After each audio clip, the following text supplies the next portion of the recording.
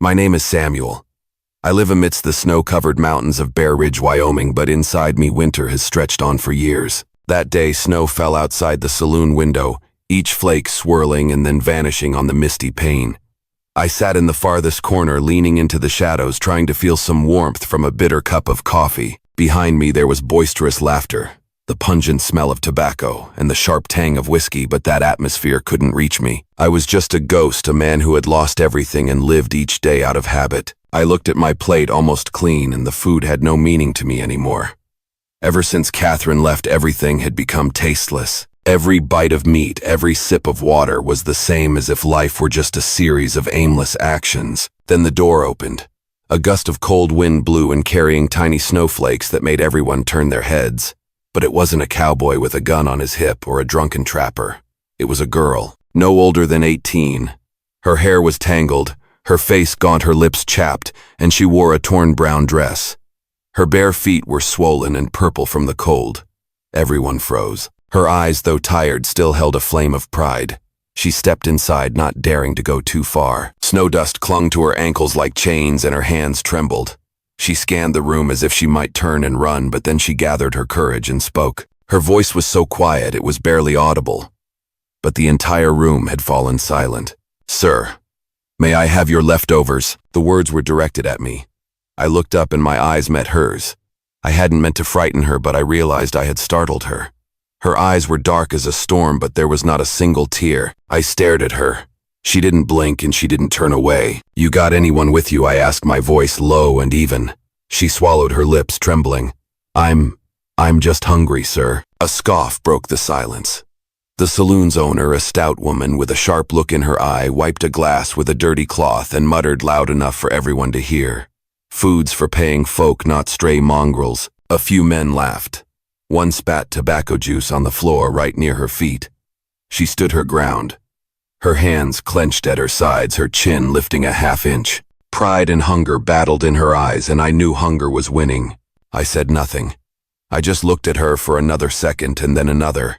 Then I pushed my plate toward her, still with half a biscuit and a strip of bacon on it. Slowly, I reached into my coat pocket, pulled out a silver coin, and placed it beside the plate. I also added a piece of cornbread from a side dish. "For more, if you need it," I said simply. The entire room went silent. I stood to my full height, not towering, but solid like a stone wall. I took my old hat, placed it on my head, and walked out the door without another word. I heard the heavy thud of my boots on the wooden floor, then they gradually faded into the bright cold outside. No one was laughing anymore. The girl stood there motionless for a few more seconds. She wasn't sure if this was a trick, a test, or just a dream. When no one stopped her, she slowly walked toward the table, her eyes fixed on the plate as if it were something sacred. Her hands trembled as she picked up the strip of bacon and took a bite. But there was something strange. She didn't devour it in desperation. She paused between bites, her jaw tight, her spine straightening, as if she wouldn't give them the satisfaction of watching her beg. She picked up the piece of cornbread, broke it in two, and when one half slipped from her fingers to the floor, she knelt without hesitation. Her knees hit the wood with a dull thud. No one moved. She gently, reverently brushed the crumbs off, as if even dropped bread was not beneath her dignity, but something precious enough to keep. Then, lifting her chin, she took a bite. Her face remained unreadable, but her eyes, dark and unwavering as a storm, spoke volumes. She didn't cry. She didn't thank the room. She ate like a girl who had been forgotten by the world, but not by herself. And when she was done, she carefully tucked the silver coin into her torn dress, rose without a word, and walked out the same door I had passed through. The cold wind outside caught the edge of her tattered skirt and lifted it like a whisper. Inside the saloon, no one spoke for a long time, not because they were moved, but because something had shifted, and none of them could quite name it. A shadow follows in the winter cold. The dirt road out of Bear Ridge twisted through snow-covered hills and the long shadows of cottonwood trees. Snow fell with every hoofbeat of my horse, then settled just as quietly. I rode alone, or so I thought. Half a mile behind, Lila walked. Her feet were blistered and aching, but she didn't stop.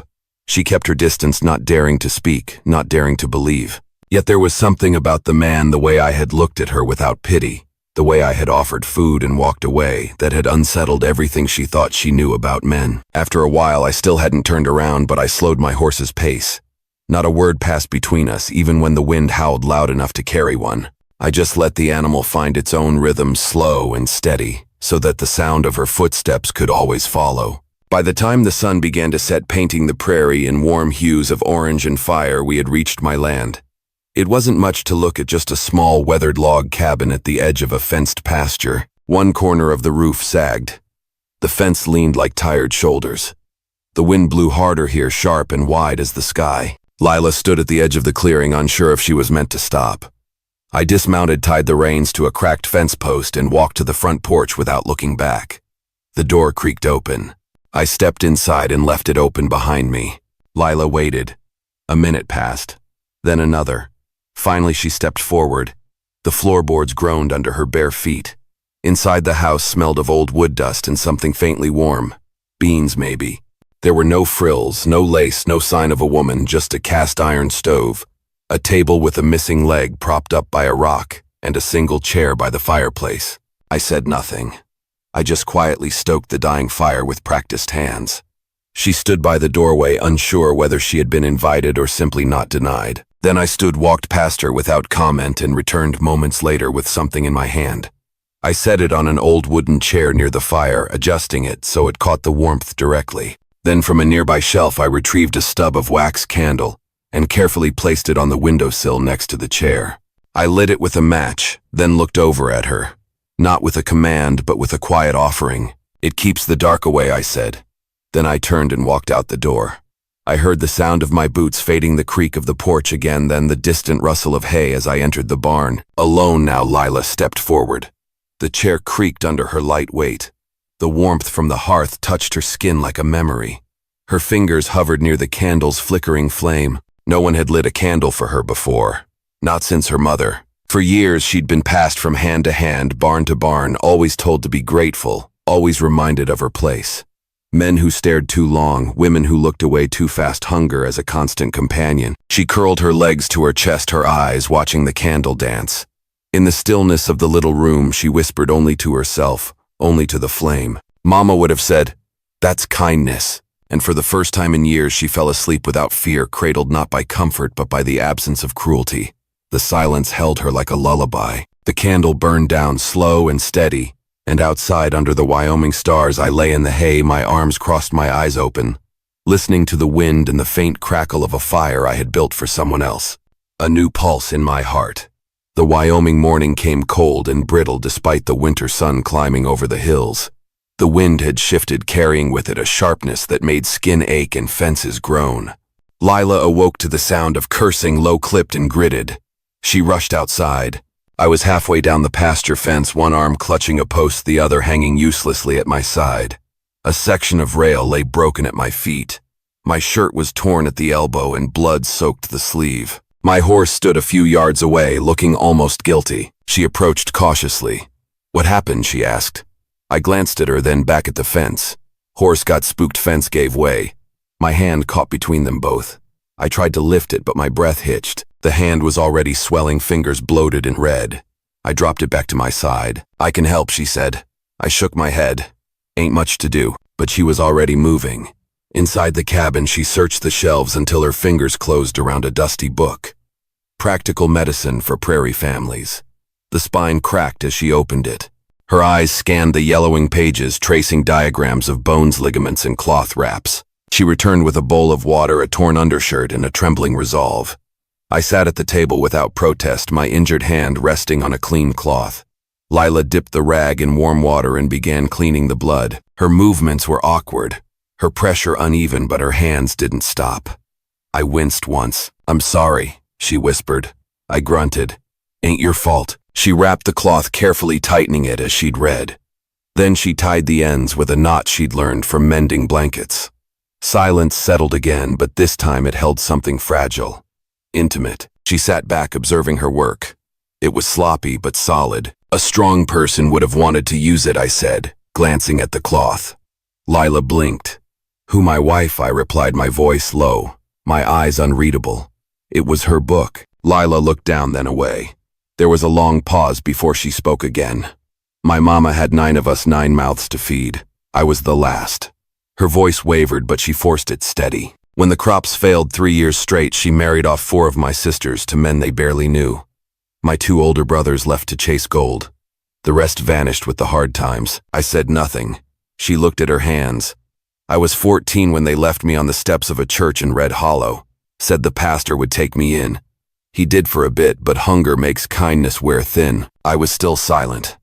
But as she turned to gather the used bandages, she noticed something new on the table. A folded square of cloth, delicate, soft its edges, embroidered with faded thread blue flowers curling around a stitched initial.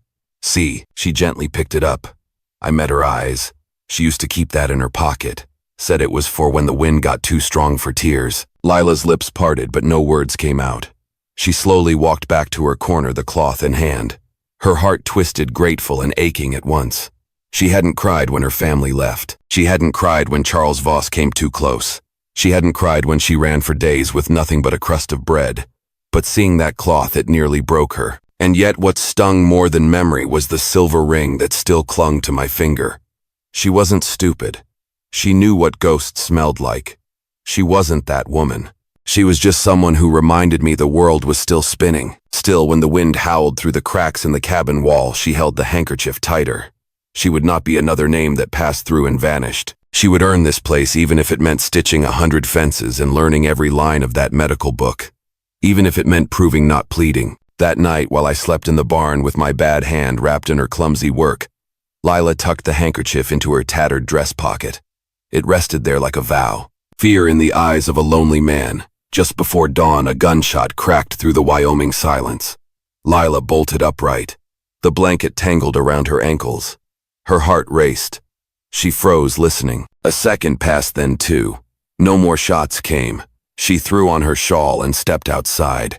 The wind was sharp, the sky still dark blue. A sliver of gray on the horizon promised sunrise, but the cold clung like a warning. From the barn came my low voice, rough and tight. She ran. Behind the fence line, one of my horses, my oldest mare, lay in the snow lifeless. A small pool of blood darkened the ground beneath her neck. I knelt beside the animal. My face was unreadable, jaw clenched hard. She was gentle, I muttered. Wouldn't spook for nothing. Then I saw it. Stuck just beneath the saddle strap, lodged deep in the wood of the fence, was a hunting knife. The handle was carved bone, weathered but distinct. A letter etched deep into the grip. V. I pulled it free, staring at the marking, my mouth tight. That ain't no random killing. Lila stood back, her arms crossed against the chill. She didn't speak. That afternoon, while cleaning near the barn, Lila found something glinting in the snow. She bent down. A coin. She rubbed the dirt away with her thumb. It was silver worn, but the engraving remained clear. Red Hollow Trading Post. She held her breath. She looked up, her heart pounding, then turned and walked inside. At the kitchen table, I was pouring coffee with my good hand. She dropped the coin beside my cup. I stared at it, then at her. Someone looking for you, I asked. Lila didn't answer immediately. Instead, she bent, slipped off her boot, and reached inside. From beneath the lining, she pulled a crumpled piece of parchment, creased, yellowed, and damp around the edges. She unfolded it. I carefully took it. My eyes scanned the words. A rough sketch. Her face a reward. It wasn't an official bounty. No seal. No lawman's signature, just private vengeance dressed as justice. My voice dropped to a gravelly tone. Charles Voss. Lila nodded. I worked in his house, cleaning, feeding chickens, keeping quiet. He started cornering me, touching me when no one looked. I tried to tell his wife. She turned away. Her voice didn't shake. It was flat, hardened. That night I ran. Took nothing but bread. 2 days later, his wife took a fever. Died. They said I cursed her. Called me a witch. I looked down at the paper again. And now he wants you gone. Gone and forgotten, she said. Her hands were fists on the table, her eyes glassy but dry. I took the coin again, held it between 2 fingers. He doesn't forget. The wind howled outside. A hawk cried far above the barn roof.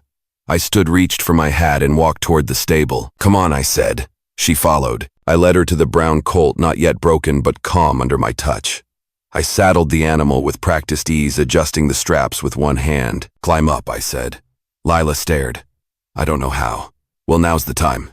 She hesitated, then grabbed the saddle horn and swung her leg over. Wobbly, awkward. I held the reins, guiding the horse in a slow circle. Keep your back straight. He'll feel your fear faster than you will." She nodded, focused. I stepped beside her, placed my hand on hers, steadying her. She looked down at me. Something passed between us in that brief touch. Not longing, not comfort, just recognition. I handed her the reins. "Go ahead." The horse stepped forward, nervous. She guided it around once, twice. The third time she smiled. Not wide. Not for show, just a flicker of light where none had been. From the fence I watched. The sun broke through the clouds, casting the whole field in gold. Her hair caught the light. Her spine straightened. She turned the horse toward me and said a little breathless, "I didn't fall." "No," I said. "You didn't." I didn't smile, but my eyes did. And as she rode, turning again into the wind, her laughter, quiet and rough, drifted back to me across the prairie. It sounded like something I thought I'd forgotten. Hope, the sound of a new home. The fire crackled low, fed with dry wood that snapped and hissed as it burned.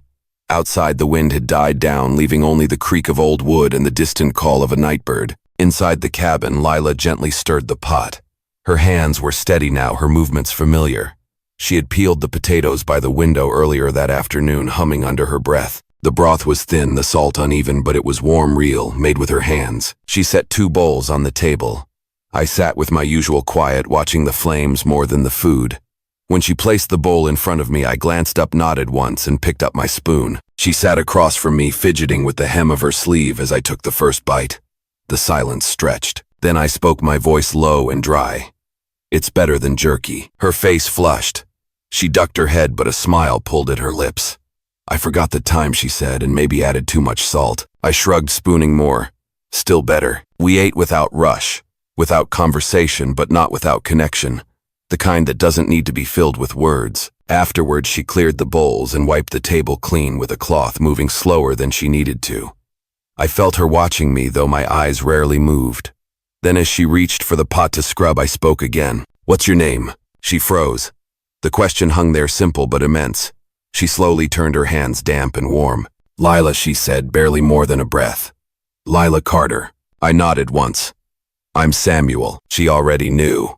But hearing it from my lips made it real, mutual. She looked at me. Truly looked. My worn flannel, the fading scar at my temple, the bandage she had wrapped days ago still firm on my hand. I walked to the narrow bookshelf near the hearth and pulled something from the second shelf. A book, its leather spine faded, the gold lettering nearly rubbed away. I handed it to her. She turned it over in her hands. Whispers of the Plains, a collection of poems. Inside the cover was a name written in elegant script. Catherine Ward. "She loved this," I said, settling back into my chair. "Maybe you will too." Lila carefully clutched the book as if it might crumble from memory alone. "I don't read too fast," she said. "Ain't a race," I replied. She opened to a random page, cleared her throat, and began to read. Her voice stumbled at first, catching on unfamiliar phrasing, but as she read on, something loosened in her shoulders. The words were soft and sorrowful. Lines about wind across tall grass, about missing someone without knowing their face. She read through one full poem, then another. I didn't move. My eyes stayed on the fire, but my face was softer now, my hand resting on the table, palm up. When Lila reached the end of a stanza, she looked up. "That was her favorite," I said, quiet as dusk. She closed the book gently, her fingers tracing the edge of the page. "It's beautiful." She thought words could outlast dying, I murmured. "I never believed that until now." She blinked, then smiled. Not the kind born of politeness, but something fuller, warmer. For the first time, the little cabin did not feel borrowed. It felt inhabited, not haunted by what was lost, but nurtured by what might grow. Outside, the wind shifted again, carrying the scent of sage and soil. The prairie was listening. Inside, for the first time in years, the house had a voice, and it sounded like poetry, not alone anymore. The fire had burned low, sending soft light flickering across the log walls of the cabin. Outside, the night had turned colder, and the wind had taken on the sharp edge of Wyoming's high country. Lila had just finished folding laundry by the hearth when she heard boots crunching over gravel. She peeked through the window. A horse, a badge glinting under the moonlight. Sheriff Thomas Langley. Her heart stilled. She backed away from the window, but I was already at the door, pulling it open before the sheriff could knock. The older man tipped his hat. "Samuel, sorry to drop by uninvited." I leaned against the doorframe, arms crossed. Late for a social call. Langley looked past me into the dim interior. "Heard there's been talk about a girl young, alone, maybe passed through town. Saw someone matching that description not far from your land." My face didn't change. Just me here, I said. And the old gelding. Langley narrowed his eyes. No sign of a stranger. She wouldn't be trouble, you understand. Just wanted for questions. Rumors get loud around here. I shrugged. Rumors are just wine, Tom. The sheriff studied me for a beat, then sighed. Well, I know you keep to yourself. Just had to check. I nodded once. Appreciate the courtesy. Langley tipped his hat again. You ever do see someone, let me know. I will. The sheriff turned mounted and disappeared into the dark. Behind the barn, Lila had pressed herself between bales of hay, her breath-shallow arms trembling from the cold. She had heard it all, every word. I had lied for her. She waited until the hoofbeats faded completely, then stepped out. Her eyes scanned the yard. The house was still. The fire inside still burned faintly through the windows. She walked softly around the back, climbed the porch stairs without a sound. Inside, I sat by the fire, silent, my jaw working as if chewing on an old thought. She didn't go in. Instead, she slipped around to the side table just outside the door, pulled a piece of paper from the ledger and began to write. Her handwriting was rough, uneven, but legible. Thank you. You didn't have to do that. I won't bring more trouble to your door. I'm sorry. You deserve quiet. You deserve peace. I won't stay where I'm not safe to be seen. You've given more than anyone. That's enough. She folded the note, placed it beneath the candle stub, and set the embroidered handkerchief Catherine's beside it. Then she slipped down the steps, her shawl pulled tight, her shoes already soaked with dew. She didn't get far.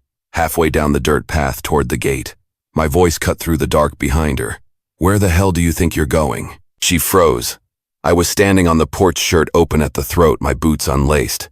My face wasn't angry. It was scared. I heard everything she said, her voice cracking. You lied for me. You could be fined. Or worse. I took a step toward her. I've been fined for worse. She shook her head.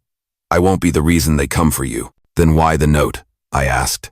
Why leave without a word? Her voice dropped to a whisper. Because I'm not worth this. I walked to her, slow, deliberate, until we stood face to face in the middle of the yard, our breath fogging the night air. I reached for her hand. She flinched just once, then let me take it. My grip was firm, steady. You're worth everything, I said. Lila's lips trembled. She blinked up at me, the stars overhead blurring in her eyes. Don't lie again, she whispered. I ain't, I said. You've seen how quiet this place gets. Too quiet. I forgot what it felt like to hear someone else breathe. To have a voice reading poems, a bowl of soup, waiting a damn reason to light the candle every night. Her throat closed. She tried to speak, but the words stayed trapped. So she nodded just once and let me lead her back to the house. The music of hope. The piano sat beneath a canvas tarp in the corner of the cabin, long forgotten, half buried in dust and time. Its legs were nicked, the ivory keys yellowed and uneven. But something about it called to Lila. One morning while I was out tending cattle, she pulled back the tarp.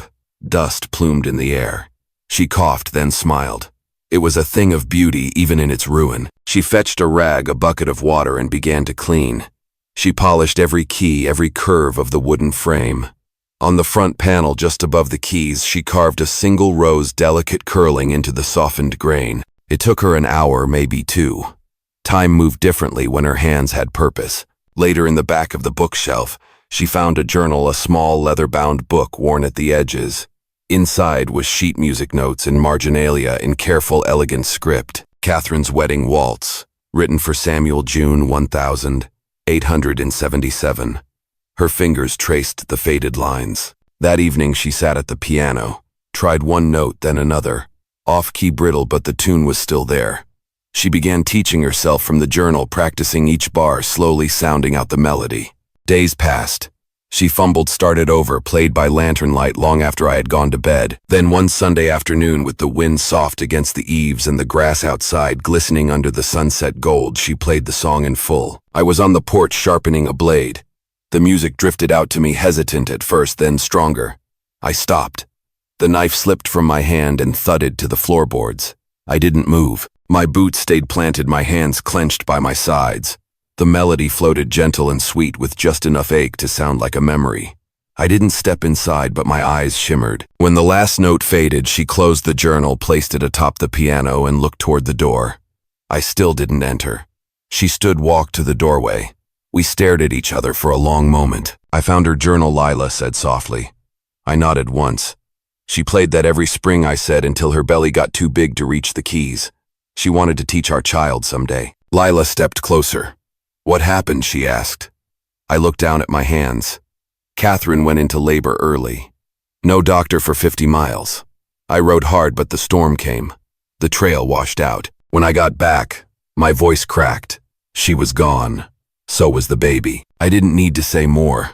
Lila's eyes filled not just with sorrow for me, but for every night I had sat alone in silence.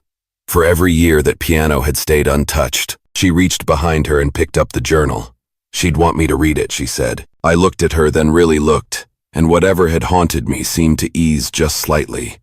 I stepped inside, walked to the piano, took off my hat, and then slowly, deliberately, I reached for my left hand. A silver ring there had dulled with age.